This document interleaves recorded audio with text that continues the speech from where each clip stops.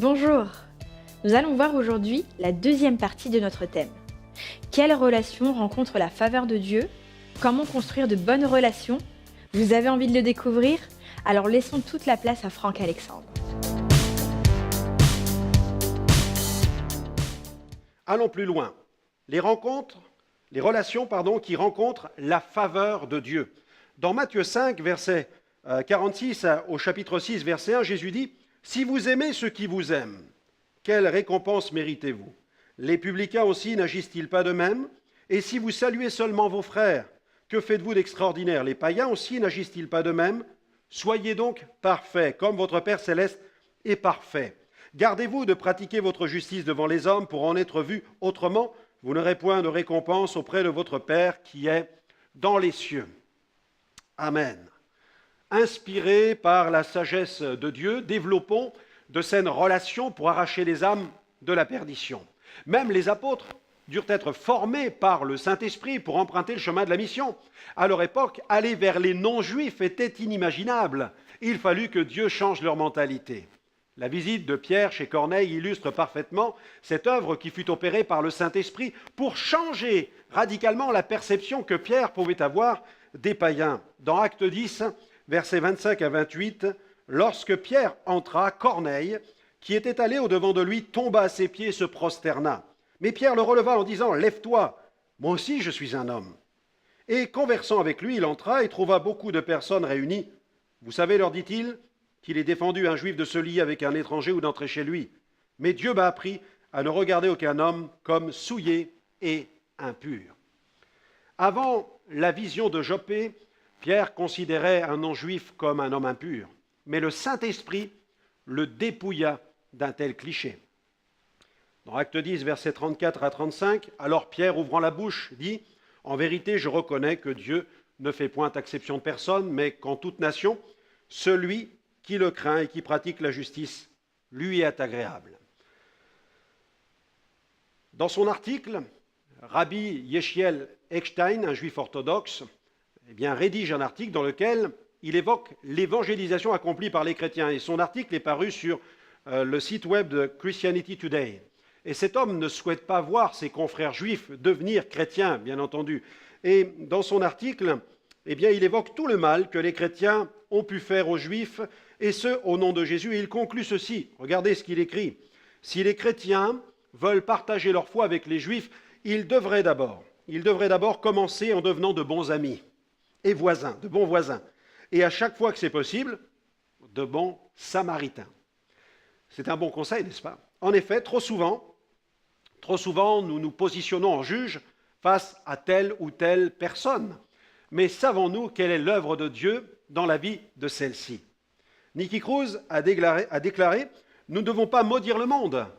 Nous devons l'envahir avec l'amour de Dieu. » Chercher à nouer de bonnes relations est donc extrêmement important dans le domaine de l'évangélisation, dans la mesure où le chrétien veille à ne pas perdre de vue qu'il doit partager l'évangile avec sagesse aux gens qu'il côtoie.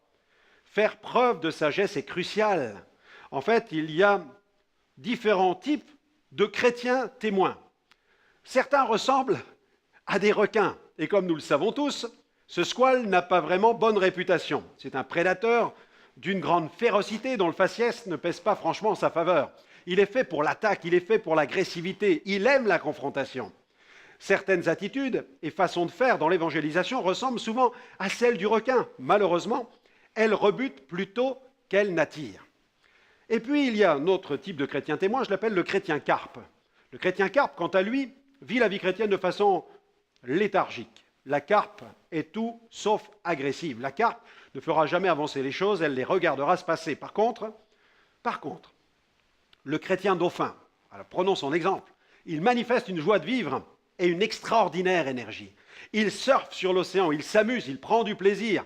No stress chez le dauphin. Surfer dans le domaine de l'évangélisation, c'est certainement la clé de la réussite. Soyons des chrétiens dauphins. S'il est vrai que nous sommes appelés à porter la bonne nouvelle, il ne faut jamais, à cause d'une mauvaise conduite, que nous soyons une mauvaise nouvelle. Nous devons incarner la bonne nouvelle. Nous sommes le message. À la télévision, j'ai pu voir un programme qui présentait la préparation des surfeurs australiens pour les championnats du monde. Alors on les aperçoit assis sur leur planche, attendant la vague qui pourra les propulser en avant. Ils vont s'entraîner là où les vagues sont les plus hautes, mais aussi les plus dangereuses au monde. Parfois, ils manquent la vague ou prennent la mauvaise, alors ils tombent de leur planche et disparaissent sous des tonnes d'eau. Mais ils recommencent sans cesse, ils persévèrent, ils aiment les défis et le risque. Cette immense audace les a hissés au plus haut niveau sur le plan mondial, sur le plus haut niveau des podiums. Ils sont devenus les meilleurs au monde. Comme David, ayez une foi vraiment audacieuse. Dans le psaume 18, verset 29, il s'est écrié, David s'écrie, « Avec toi, je me précipite sur une troupe en armes. Avec mon Dieu, je franchis une muraille. » Alléluia. Nouer de bonnes relations avec certaines personnes contribue à instaurer un climat de confiance. Et quand il y a confiance mutuelle, il est alors plus facile d'évangéliser. Le mot d'ordre est simple. Notez-le. Prenez une feuille et écrivez ce mot, pacte. P-A-C-T-E. C'est facile. Voici le mot d'ordre de l'évangélisation. P comme prière. Nous devons tout d'abord prier pour les gens avec lesquels nous voulons nouer de bonnes relations. A comme amitié, l'importance de l'amitié. Nous devons développer des relations sincères avec eux. C comme confiance. Uniquement sur la base d'une vraie relation peut naître la confiance. T comme témoignage. Lorsque les gens nous font confiance, ils sont prêts alors à écouter notre témoignage. E comme Église. C'est à partir de ce moment que nous sommes dans les meilleures conditions pour les conduire vers notre assemblée. Chercher à partager Christ avec les autres réclame un véritable investissement personnel en temps, en énergie et en patience. Mais quelle aventure extraordinaire et quelle joie de voir ceux que l'on a amenés à Christ intégrer la vie de l'Église locale et amener à leur tour d'autres âmes au Seigneur. Nous allons voir le processus qui vise la construction de bonnes relations. S'il est vrai que Philippe, l'évangéliste, a été l'instrument d'un réveil spirituel parmi les foules en Samarie, nous le voyons ensuite dirigé par le Saint-Esprit sur un chemin désert où se trouve un eunuque éthiopien, ministre de Candace, reine d'Éthiopie. Ces deux opérations d'évangélisation nous prouvent que le Saint-Esprit œuvre non seulement lors des grands événements, mais aussi lors de simples rencontres. Voyons quelques étapes essentielles qui permettent de construire de bonnes relations avec une personne. Étape numéro 1, il est important de collaborer, bien entendu, vous l'avez compris, avec le Saint-Esprit. Demandez au Seigneur de vous conduire vers les personnes avec lesquelles il veut vous mettre en relation. Dans Acte 8, verset 29, la Bible nous rappelle ceci, « L'Esprit dit à Philippe, avance et approche-toi de ce char. Avance et approche-toi de ce char. » Étape numéro 2, il faut faire connaissance avec une personne. C'est vraiment simple d'établir le contact. Dans la rue, il suffit tout simplement de dire « Bonjour, vous êtes du quartier ?» Dans l'assemblée, vous pouvez dire à quelqu'un « Bonjour, c'est la première fois que vous visitez notre assemblée ?»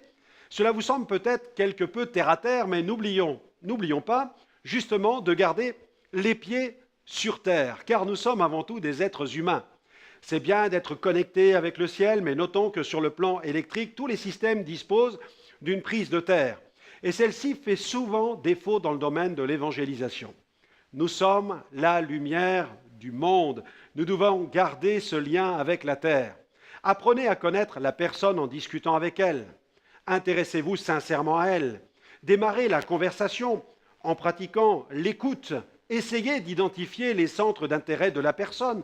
Intéressez-vous à ce qui fait vibrer, ou peut-être même trouble, cette personne.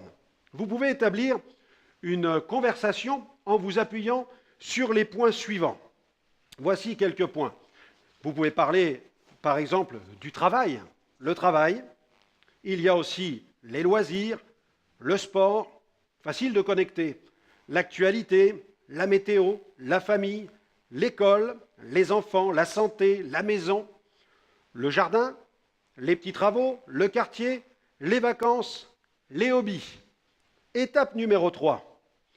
Déroulez les liens de l'amitié en ouvrant votre porte. Parfois, il suffit d'un thé, d'un café, de quelques petits gâteaux pour que de bonnes relations de voisinage se tissent. Il n'est pas compliqué pour une assemblée de préparer une table lorsqu'elle organise des réunions orientées vers les personnes nouvelles.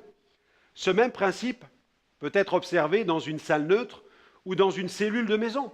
Les apéros, les encas, les buffets froids, les buffets dînatoires, les barbecues ont l'art de détendre l'atmosphère et favoriser la convivialité. Il faut éviter de mettre les petits plats dans les grands plats. La relation doit demeurer naturelle, dans un climat de convivialité, de spontanéité. Ne soyez surtout pas coincés, car vous mettriez vos nouveaux amis mal à l'aise. N'attaquez surtout pas à coups de versets bibliques, car on ne pêche pas le poisson à la grenade. Le zèle excessif peut faire fuir les âmes. Vous pouvez rendre grâce simplement et courtement avant le repas. Veillez seulement à ne pas prêcher à cette occasion. Autour de la table, l'atmosphère est propice à de bonnes discussions, au partage. Généralement, les masques tombent, les gens sont plus naturels, et Jésus a souvent pratiqué ce genre d'évangélisation. Au cours des divers événements organisés dans l'Assemblée tout au long de l'année, il est conseillé d'utiliser de façon systématique des fiches contacts qui permettent aux visiteurs de communiquer leur adresse postale, leur numéro de téléphone, leur adresse mail. La somme de ces informations permet de réaliser la banque de données du réseau des visiteurs de votre assemblée. À chaque fois que l'église locale organise un événement, que ce soit un concert, un spectacle, un barbecue, une soirée crêpe, un invité spécial, il ne lui reste plus qu'à prendre contact avec ce réseau pour lancer les invitations. Cette démarche peut s'effectuer au moyen du téléphone. Une hôtesse spécialement formée pour cette tâche, munie d'un speech soigneusement étudié, appelle chacun des contacts et fait part de l'invitation. C'est vraiment simple. Cette invitation est étendue, bien entendu, aux conjoints, aux enfants et pourquoi pas aux amis et aux proches. Une réservation par téléphone permet ainsi de bien gérer le nombre des invités. Étape numéro 4. Cultiver un intérêt commun. Priez aussi afin de trouver quelles seraient les activités qui pourraient contribuer à maximiser la qualité de cette relation. Voici quelques exemples. Il y a le salon de thé, par exemple. Comment maximiser la qualité de ces relations?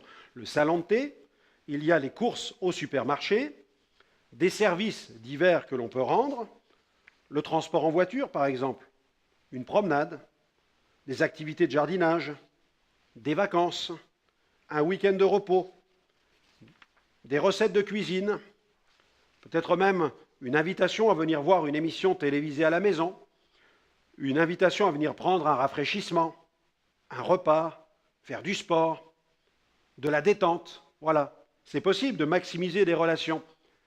Étape numéro 5. Être comme le bon samaritain. Lorsque les gens nous font confiance, ils ne tardent pas à partager leurs fardeaux, leurs souffrances, leurs difficultés. La maladie, le deuil, le divorce, les tensions avec les enfants, le chômage, les problèmes financiers constituent de véritables opportunités qui nous permettent d'offrir des conseils spirituels et de partager l'Évangile. Souvenez-vous que les gens se moquent bien de tout ce que vous savez tant qu'ils ne sentent pas combien vous les aimez. Essayez de leur procurer de l'aide. Comment? Eh bien, téléphonez, conseillez, visitez, écoutez, cherchez et offrez des solutions, rendez service, prenez des nouvelles, commencez même à donner des remèdes spirituels. Si nous voulons voir les gens venir à Jésus pour être sauvés, nous devons développer avec eux une véritable relation d'amitié. C'est le seul moyen d'établir une véritable relation de confiance. L'un des mots-clés de l'évangélisation qui marche, c'est l'amitié. L'amitié implique la confiance. Poursuivons nos étapes. Étape numéro 6. Eh bien, cherchez la méthode d'évangélisation qui sera la mieux adaptée. Lorsque vous avez développé une solide relation de confiance avec une personne, il est bon de prier pour elle afin de la mettre en contact avec l'Évangile selon la forme la mieux adaptée à ses besoins. Voici quelques possibilités. Par exemple, il peut s'agir d'un déjeuner témoignage, ou alors d'une rencontre de maison, une cellule de prière, d'études bibliques, un déjeuner d'hommes d'affaires, un pique-nique et des activités de détente avec l'Église, une kermesse, des fêtes et des programmes pour les enfants, une campagne d'évangélisation, un tournoi sportif, une conférence, une retraite spirituelle, un week-end en famille, un concert avec de la musique chrétienne, la projection d'un film évangélique, peut-être un programme de théâtre, de sketch, de mime, une comédie musicale, etc. La liste n'est pas exhaustive, bien sûr, car tout dépend finalement de la créativité des membres de l'Église locale. La forme peut varier, mais le message demeure. Le contenu doit toujours demeurer le même. Seuls les emballages peuvent changer. De vrais cadeaux peuvent aussi être offerts, comme la Bible ou un Nouveau Testament, un CD, une brochure, un livre, un DVD apportant un message biblique adapté aux besoins.